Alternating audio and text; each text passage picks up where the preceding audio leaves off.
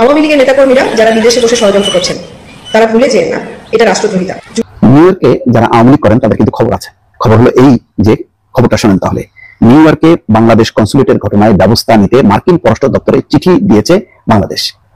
এখন যদি মার্কিন প্রশাসন তদন্ত করে তাহলে কিন্তু অনেকেরই ভিসা বাতিল হবে, অনেকেই ঝামেলায় পড়বে। এই সন্ত্রাস, এই ফেসিস্ট, গণহত্যাকারী এবং এই মানবতা বিরোধী অপরাধে অভিযুক্ত এই কুত্তা এবং টুকাইদেরকে যুক্তরাষ্ট্রের মাটিতেও এদের রাজনীতি নিষিদ্ধ করার প্রক্রিয়া শুরু হলো এবং ইনশাল্লাহ আমরা সেটা করব। এবং বাংলাদেশে যেভাবে এদেরকে বিতরণ করা হয়েছে, যাদের অস্তিত্ব নাই, তাদের 32 নম্বর ব্যাঙ্গে মাটির সাথে মিশিয়ে দেওয়া হয়েছে, আমি মনে করি অবশিষ্ট ঈদ যতগুলো আছে সেগুলো আপনার এই বাংলাদেশের সেনাবাহিনীর বিশেষ বিমানে দিয়ে হাসিনার পাশা দিয়ে ঢুকিয়ে দেওয়া উচিত। দর্শক, ভিডিও টাইটেল এবং থাম্বনেল দেখে বুঝে গিয়েছেন হয়তো বা আজকে আমি কোন বিষয়ে কথা বলতে চাচ্ছি। সাম্প্রতিক সময় যে দুটি বিষয় খুবই গুরুত্বপূর্ণ, বাংলাদেশে এর আগে এরকমের ঘটনা কখনো ঘটেছে কিনা সেটি নিয়ে প্রশ্ন রয়েছে।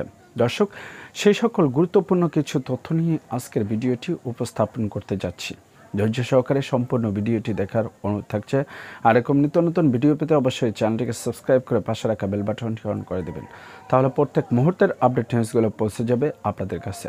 তো দর্শক, কথা না বেড়ে চলুন আমরা একের পর এক গুরুত্বপূর্ণ বিস্তারিত ভিডিওটি দেখে আসি। আর ভিডিও সম্পর্কে আপনাদের যদি কোনো মতামত থাকে অবশ্যই জানাবেন কমেন্টস বক্সে। আর আমাদের চ্যানেল নতুন হয়ে থাকলে চ্যানেলটিকে সাবস্ক্রাইব করে দেবেন। তো চলুন দর্শক, একের পর এক আমরা ভিডিওটি দেখে থাকি। আসসালামু আলাইকুম ওয়া রাহমাতুল্লাহি ওয়া বারাকাতুহু। ladies and gentlemen, নিশ্চয়ই ভালো আছেন সবাই।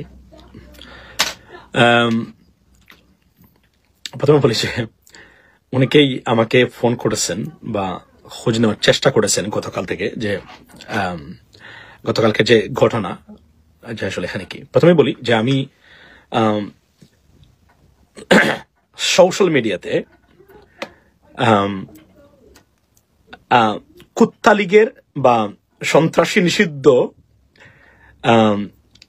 জটিকা লীগের কারো নাম নেব না বা কারো ছবি বা কারো ফটো প্রকাশ করব না, কারণ আমি তাদেরকে ভাইরাল করতে চাই না। এটা খুদ তাদের নিজেদের পক্ষ থেকে রিকোয়েস্টটা এসেছে যেন আমি এদেরকে ভাইরাল না করি, বলা হয়েছে। তো কালকের ঘটনা কি ঘটেছে সেটা আপনারা বিভিন্ন ভিডিওতে, যেহেতু এটা ইট ওয়েন্ট বিয়ন্ড ভাইরাল, আপনারা দেখেছেন কি হয়েছে। চাইনি এগুলা অনাকাঙ্ক্ষিত কোনো কিছু ঘটুক। এখানে বলে রাখি যে এই ঘটনাটা কি ঘটেছে ঠিক এক্স্যাক্টলি এখানে অনেকেই ভিডিও বানিয়েছেন, ভিডিও দিয়েছেন এবং আমি এটা শেয়ার করেছি। আমি আমার মুখ থেকে কিছু বলবো না, আমার একটা টেকনিক্যাল কারণ আছে এখানে, আমি বলবো না, পরে বলবো। বাট এখন আপনারা যা ভিডিওতে দেখেছেন এক্স্যাক্টলি সেই ঘটনা ঘটেছে এখানে। কুত্তা লীগকে কন্ট্রোল করা হয়েছে। কুত্তা লীগকে যা আমাদের অনেক রাজনৈতিক দল পারেননি, আমি সেটা করেছি।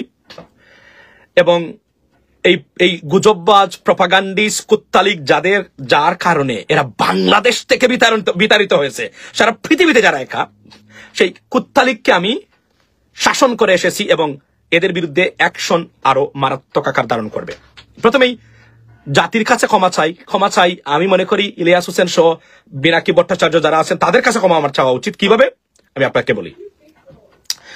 32 নম্বর ভাঙ্গার পরে আমি পোস্ট দিয়েছিলাম তার বিরোধিতা করে, আওয়ামী লীগ নিষিদ্ধের ব্যাপারে নমনীয়তা প্রকাশ করেছিলাম। জাতির কাছে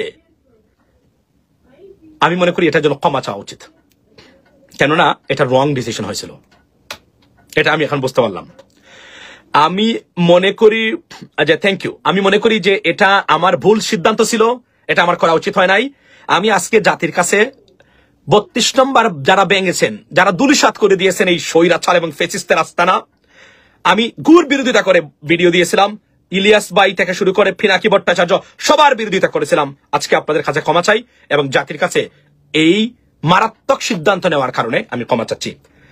অবশিষ্ট যতটা ইট আছে সেগুলো শেখ হাসিনার পাশা দিয়ে ঢুকিয়ে দেওয়া দরকার বলে আমি মনে করি, কারণ ফেসিদ মানে কুত্তা লীগ এবং এই বেপরোয়া এদেরকে সাবধান করা উচিত। এখানে বলে রাখি যে এই ঘটনায় কোনো ফিজিক্যাল ইন্টারাকশন নাই, কোনো ধাক্কা ধাক্কিও নাই, কারোর সাথে কারো টাচিংও নাই, মনে রাখবেন। একটা কথা, তাদের স্পর্ধা এবং দুর্দর্শ মনোভাব কারণে প্রতিবাদ করে এসেছি।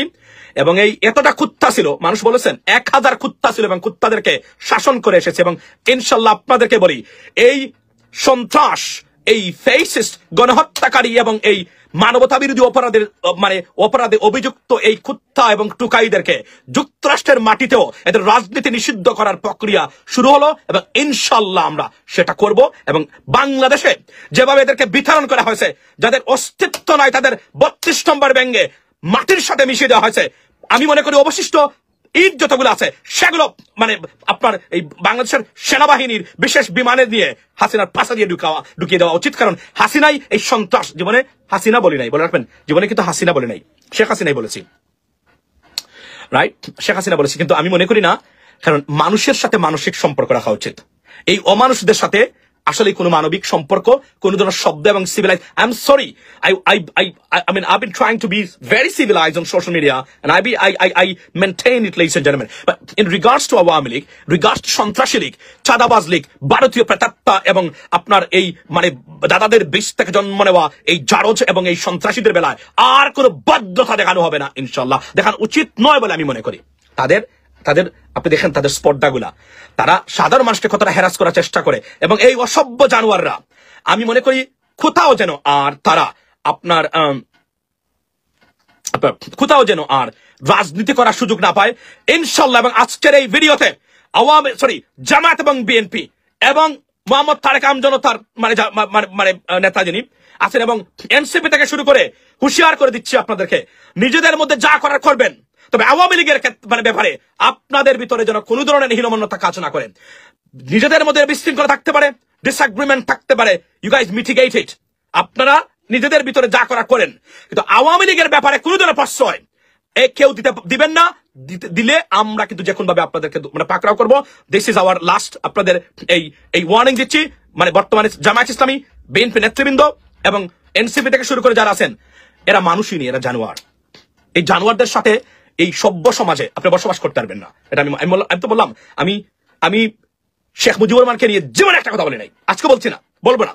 কারণ আর যাই হোক, মৃত ব্যক্তিকে নিয়ে অন্তত আমি মনে করি, কারণ এই আওয়ামী লীগের জানোয়ারদের মতো, এই সন্ত্রাসীদের মতো আমরা হওয়া উচিত না। তবে আমি হুঁশিয়ার করে দিচ্ছি, জামায়াত ইসলামী যারা আছেন, অনেকে আওয়ামী লীগের পুনর্বাসনে ব্যস্ত, বি কেয়ারফুল, সাপ নিয়ে খেলবেন না।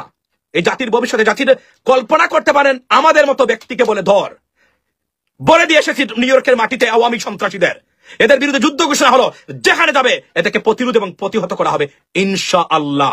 এবং এদেরকে এই যুক্তরাষ্ট্রের মাটিতে নয়, সারা ইউরোপ জুড়ে যেখানে এই যে রাজনৈতিক কর্মকাণ্ড আছে, সেখানে এটা গ্রেপ্তার করার জন্য ঐক্যবদ্ধ হওয়ার আহ্বান জানাই। এরা ন্যাশনাল সিকিউরিটি থ্রেট, এরা আমাদের ভবিষ্যৎ প্রজন্মের জন্য থ্রেট। মনে রাখবেন এই কথাগুলা, মনে রাখবেন, এরা আমাদের ভবিষ্যৎ প্রজন্মের জন্য থ্রেট। এরা মানুষ নয়, এরা অমানুষ নামের কিছু মানুষ রাজনীতি করে। এবং এই সন্ত্রাসীদেরকে, যাদেরকে বিতরণ করা হয়েছে সারা বাংলাদেশ থেকে, এরা যেন কোনোভাবে, এবং তারা বুঝতেছে না, ইনশাআল্লাহ দলীয় সরকারের যুক্তরাষ্ট্র চাচ্ছে এখনই যে সব বিচার সম্পন্ন হোক, কিন্তু রায় কার্যকর হবে দলীয় সরকারের অধীনে। এই খুনি, এই মানবতা বিরোধী অপরাধী এবং গণহত্যাকারী জাতিসংঘের তদন্তের শেখ হাসিনার, যার আপনার গণহত্যার প্রমাণ মিলেছে, সেই কুলাঙ্গার জীবনে বাংলাদেশে ফিরতে পারবে না। তাকে এই নির্বাচিত সরকার এসে তার রায় কার্যকর করার জন্য যুক্তরাষ্ট্র, আমেরিকা, পশ্চিমা বিশ্ব বসে আছে। তারা চায় না ডক্টর মোহাম্মদ ইউনূস রায় কার্যকর উনি করুন। তারা চায় এই রায় যেন কার্যকর করে দলীয় সরকার এসে, ইনশাল্লাহ সেটা বাংলাদেশে ঘটবে। এবং আবার বলছি, আওয়ামী লীগ মানুষ। দর্শক, এতক্ষণ পর্যন্ত আপনারা যারা ধৈর্য সহকারে আমাদের ভিডিওটি দেখেছেন, আপনাদের কাছে কি মনে হয়, আবার আপনাদের মতামত অবশ্যই জানাবেন কমেন্টস বক্সে। আজকের মতো এখানে বিদায় নিচ্ছি, দেখা হবে অন্য কোনো ভিডিওতে। ততক্ষণ পর্যন্ত সকলেই ভালো থাকুন, সুস্থ থাকুন, সকলের সুস্বাস্থ্য এবং দীর্ঘায়ু কামনা করে এখানকার মতো এখানে বিদায় নিচ্ছি। দেখা হবে অন্য কোনো ভিডিওতে। আসসালামু আলাইকুম ওয়া রাহমাতুল্লাহি ওয়া বারাকাতুহু।